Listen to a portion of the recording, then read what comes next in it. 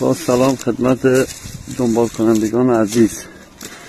اینجا یه چهارتاقی ساسانیه، این گنبد بالاشه به آتشکده معروفه. این سه میبینی اینو هیزدویی که خیلی قشنگه. برای 16 زل 8 این یه آتشکده معروف به آتشکده است. حالا معلوم نیست چهارتاقیه آتشکده است هرچی هست.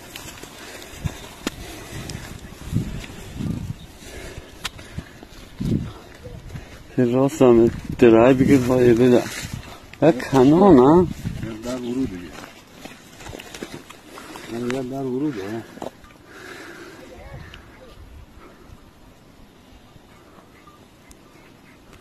میراث فرهنگی ایران به چه وضعیتی افتاده.